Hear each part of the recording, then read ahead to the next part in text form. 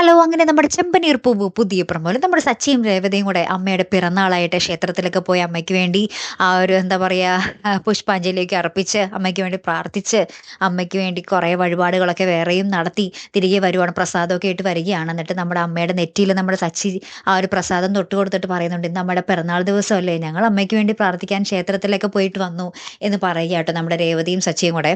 അപ്പോൾ നമ്മുടെ ചന്ദ്രമതി ആകെ വാവൊളിച്ച് നിൽക്കുവാണേ. ചന്ദ്രമതി എന്നിട്ട് അവരോട് ചോദിക്കുന്നുണ്ട്, "ഓ, നിങ്ങൾക്ക് ഓർമ്മയുണ്ടായിരുന്നു ഇന്ന് എൻ്റെ പിറന്നാളാണെന്ന്? ഞാനാകെ സങ്കടത്തിലിരിക്കുവായിരുന്നു, ആരും ഓർത്തില്ലല്ലോ എന്ന്.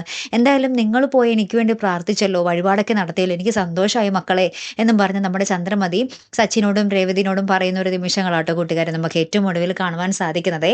വളരെ എന്താ പറയുക, മനസ്സ് നിറയ്ക്കുന്ന ഒരു രംഗങ്ങൾ തന്നെയല്ലേ കൂട്ടുകാരെ ഇതൊക്കെ. അവിടെ നടക്കുമ്പോൾ നമ്മുടെ രവീന്ദ്രൻ അച്ഛനും നമ്മുടെ സുധിയും ഇതൊക്കെ കണ്ടുകൊണ്ട് അവിടെ നിൽക്കുന്നുണ്ട് കേട്ടോ. അപ്പൊ ഇനി എന്തായാലും കാത്തിരുന്ന് തന്നെ കാണാം. അപ്പൊ അടുത്തൊരു വീഡിയോയുമായി വരുന്നത് വരയ്ക്കും ഗുഡ് ബൈ.